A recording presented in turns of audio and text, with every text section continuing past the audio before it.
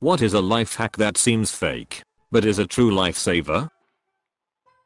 If your ring gets stuck on your finger, Windex will slide it right off. Worked at a jewelry store for 5+ years. Put Windex on anything. Are you an older Greek man by chance? That rubbing alcohol removes chewing gum. I'd go through a 20-layer deep marketing funnel to get to that tip because it really does work. Rubbing alcohol works to get paint off clothes also. All my clothes have paint on them. Thank you for this. Take that with a grain of salt. It may take the paint off at the expense of staining your clothes. If you do it, be super gentle and careful. Use shaving cream as anti-fog. I used it on the inside of my motorcycle visor. Smear it on. Let it dry. Then rinse off and dry. It also works for bathroom mirrors. You can use it on a small spot so you can still see when you get out of the shower. Shaving cream also removes the smell of urine. If you ever have to take care of someone who is old and or sick and who wets the bed, a little shaving cream on a rag wiped over their buttocks after they are thoroughly cleaned up helps them really smell clean again. It's a bit of a sad tip, I know, but you never know when you might end up caring for someone who needs help with things like this. Nobody wants to smell. A dab of shaving cream to restore a bit of dignity? Priceless. I saw a comment on one of these kinda threads that recommended gently rocking back and forth while pooping. I've never had any problems in the bathroom, but I happened to be sitting on the toilet when I read the comment, so I decided to give it a test drive. I was pleasantly surprised at how quick and effortless the whole experience was, and I haven't gone back to my old stationary technique since. As a bonus, #1 and #2 now require the same amount of time in the bathroom. True lifesaver. If you are ever attacked by a dog, push your forearm into the bite. This pries the jaws apart and prevents them from clamping down. If a dog is attacking you, the best thing you can do is offer your forearm.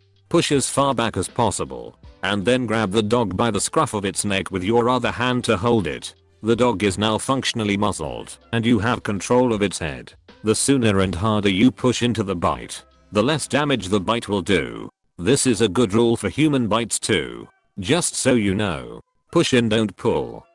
When putting a paint can lid back on the can, first put down a layer of cling film, saran wrap. This will stop the lid sticking to the can once the paint on the lid has dried. Nail polish remover gets permanent marker off skin. You know, in case someone draws a D on your face. That's because lots of nail polish remover is acetone based, and that stuff is an amazing solvent. You gotta wash it and even moisturize after. Not the greatest for your skin, even if it does help get your doodle dicks off.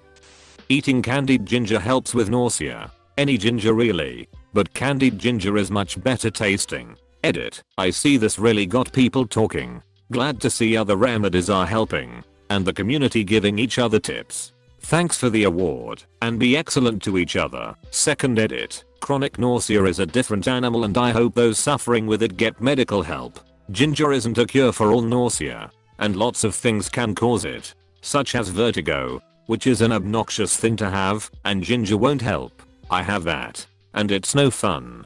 I use ginger for migraine nausea myself, which I also get. As a ginger, this comment concerned me for a minute. If you have funky armpits and need to fix them fast, use hand sanitizer. I figured this out years ago when I remembered that the smell comes from bacteria reactions, which antibacterial hand gel kills stone dead. Instant results, and the medical smell lasts only a minute. Don't do this routinely though, as it's delicate skin and may hurt like hell if you've shaved them and have any nicks. Rubbing vegetable oil or any cooking oil on your hands after you cut up jalapenos or other hot peppers. It gets rid of the awfulness that would normally be left on your hands from the peppers. I rub my hands with oil and then wash it off with dish soap. I can totally remove my contacts after doing this. It's crazy how well this works. I don't know if I trust advice coming out of Paul Rudd's butthole. He's a national treasure. Clean jewelry with dish soap, since other cleaning supplies might scratch it, like hand soap or anything that exfoliates or chemically react with the metals. Usually that's harsh cleaning supplies, and dish soap is intended to clean glass and ceramic without scratching it, and silverware without reacting with the metal, etc. You missed the dawn thread above. Dawn can regrow hair, charge your phone, and soft boil an egg. Big Dawn has gotten to yet another person. If a man is in an accident, car, ladder fall, etc., and he gets an erection, don't move him. He has a spinal injury. As a paramedic this is true, it's called a priapism and is associated with a mid to low back injury. Side note, unfortunately it might be his last erection. So, make it count, bro. If you're in college, don't buy your textbooks until you actually need to use them.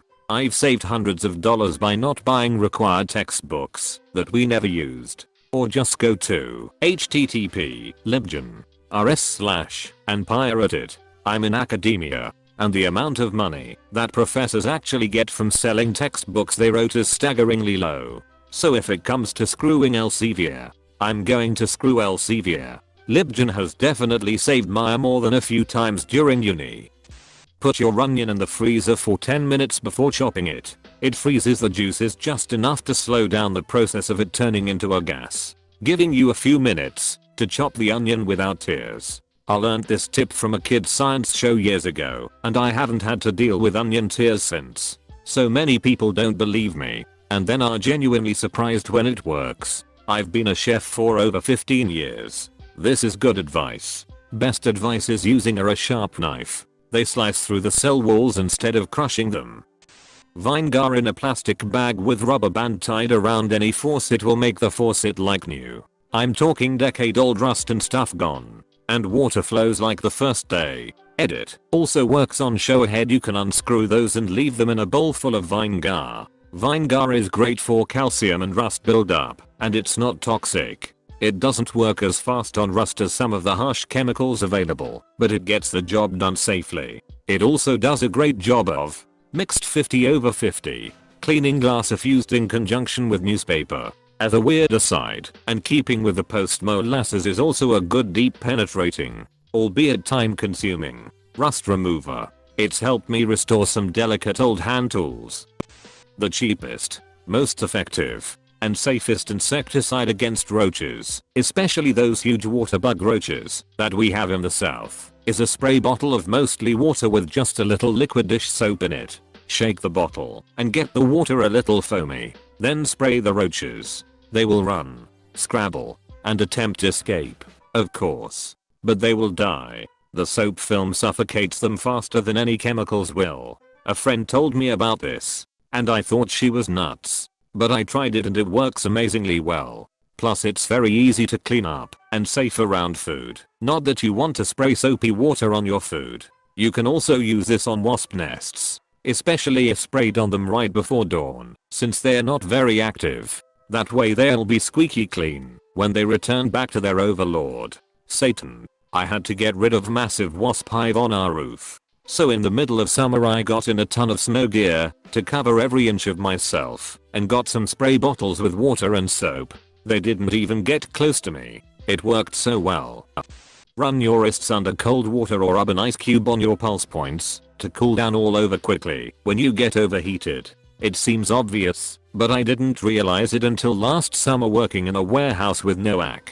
Also something I learned in the army on extremely hot days on the range. If you need to cool yourself immediately, dunk your arms about halfway between your elbow and shoulder in ice water. Probably will need a bucket or cooler for about 20 to 30 seconds. Then lift your arms over your head straight up, and you'll literally feel your body completely cool from top to bottom as it moves down. If you're working outside and it's very hot, just have it ready just in case. It's required by the army once it gets hot enough to have sheets in ice water to cool anyone that becomes a heat casualty. So it makes sense if you're out mowing your yard or doing work when it's hot. I live in Arizona. It's already gotten over 100 this month. This is the kind of life hack I needed.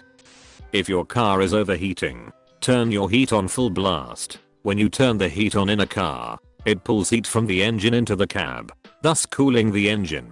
I was taught this in driver's edition 23 years ago. When in high school my buddy's car would run really hot. I told him to turn the heat on. He wouldn't. I had to convince him it was true by saying I would pay for resulting damage if the temp didn't go down. It was the winter time. and that heat was so dang hot we had to roll the windows down.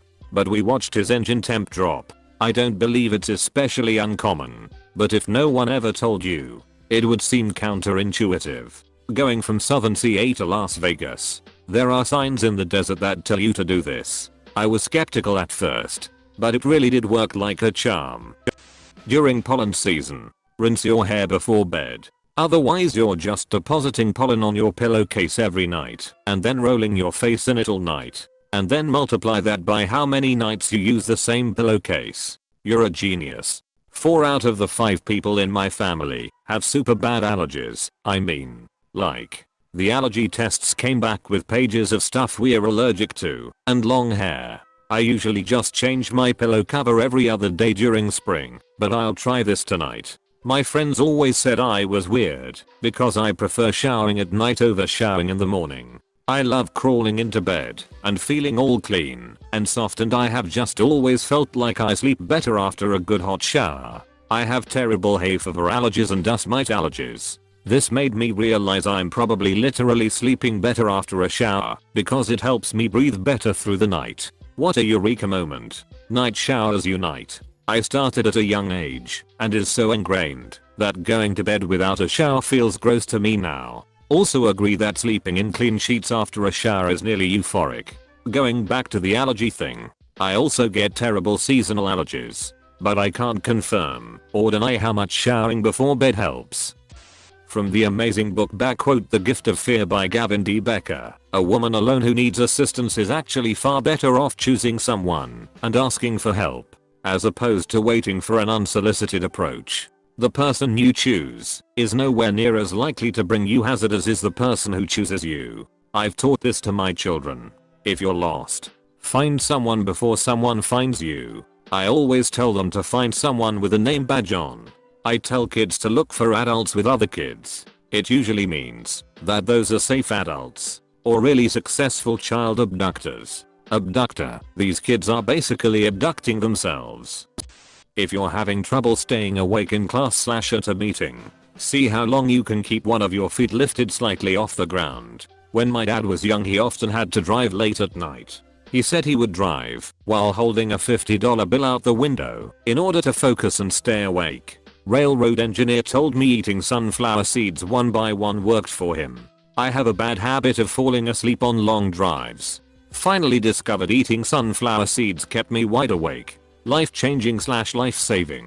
Eating or chewing is a great way of staying awake on the road. Cocaine also works great, but is slightly more expensive than sunflower seeds. A gram of cocaine is cheaper than 75 pounds of sunflower seeds. Crayons are flammable and will provide about an hour of light as a candle if you lit the top. Sleep on big decisions. You think most clearly in the morning, and often after some time passes you realize you were about to make a big mistake. Write a list and cross shit off when you accomplish the teensiest thing. It builds momentum. Sometimes when I do insignificant tasks that I previously hadn't put on my to-do list, like brushing my teeth or putting my pajamas in the hamper in the morning, I'll put it on my list just so I can cross them off. Definitely builds momentum. If you've written on a dry erase board or any glossy surface with a permanent marker like a Sharpie, just draw over it with a dry erase marker and it will wipe right off. I had a coworker in my last job years ago draw a huge dung on a printer. For a little context, we worked in the oil field. So yeah, perpetual man-child behavior. It's okay. I used a dry erase marker, but you didn't draw it on a dry erase board. Now did ya? Dumbus. Apostrophe. It's okay. Just draw over it with a permanent ink marker and it'll come right off. You can do the Heimlich maneuver on yourself. Use a chair or countertop. Press yourself against it, right under your ribcage, and press down hard. Should force air up and dislodge a blockage. True facts. I'm CPR/ED certified, and in our classes we were taught this. Our instructor actually said to just drop yourself on the chair rather than press, as the extra force from gravity can be helpful, and any injury you might sustain will be better than choking to death. Can confirm. Had to do this after I already dialed 911 on my cell phone while living alone and choking on a cashew. It worked. I was then able to tell the dispatch what was happening, and they sent an ambulance to check on me anyway. Haven't touched a cashew since. Counting really slowly with the goal of reaching 150 is a decent way to fall asleep. If you have any thoughts during it, just let them play out. And if you forget what number you're on, just go from what you last remember. If you make any major movements, just start again. The goal is to force your brain into slowing down and not having any jerky motions or thoughts, and eventually reaching such a level of carelessness that you eventually fall asleep without realizing. Helped me quite a few times, especially with rain sounds. Hope it helps some of you too. I try to count backwards from 200. I'm usually out before I reach 100. It gives my brain something to do while my body calms down, but it's boring enough that it makes my mind wander, so eventually I stop counting and fall asleep. 25% of 18 is the same as 18% of 25. Percentages are reversible and one is easier to figure out than the other one. How many people just check this with their calculator? Just me? Got fridge hard butter and you want to bake? Cheese, grate it. It will still be work if you're hand mixing, but it's better than trying to chop it. Microwaves exist, but it sucks when the butter splits. You start to cough while eating or drinking. Essentially they went down the wrong pipe. Immediately lift both your arms up in the air and keep them held up for a few seconds. The act opens your airways and will allow you to catch your breath. Also helps food or drink travel downward. My mil taught us this, and it's now second nature. My gran used to yell, "Put your arms up," when one of us did that. I never knew why or what. This tip makes me happy. Miss my gran. My family always says reach for the sky or you'll die, lol. Lighting spaghetti on fire to light candles, the big ones, instead of using paper. Spaghetti is the way to reignite the pilot light on your water heater when it goes out. If you've got a splinter below your skin surface, wrap a banana peel around it, wet side against your skin. It will draw the splinter out most of the time. I don't know how, but it frickin' works. Banana voodoo. Banavadoo. Banadoo. Inside of a banana peel against a bug bite, mosquitoes, and ants, at least, can help relieve the itching and pain like magic. I, too, ascribe to the banana voodoo. When I was a kid, I used to wet a washcloth in super hot water from the tap when I was taking a bath and drip a few drops of it on my mosquito bites. It stung for a second, then they never itched again. I hesitantly submit squeegeeing yourself off before getting out of the shower. It's so simple, I was dubious. But just use your hands to quickly wipe off excess water and bingo, you're not cold getting out. I do this every time. Also, it allows your towel to actually dry you off without becoming a wet rag. If you have the right of way, take it. It makes driving more predictable and therefore causes fewer accidents. Yes, don't be nice. Be predictable. As I was raised, it's more important to be predictable than polite. Also, a good driver sometimes misses their exit. A bad driver never misses their exit.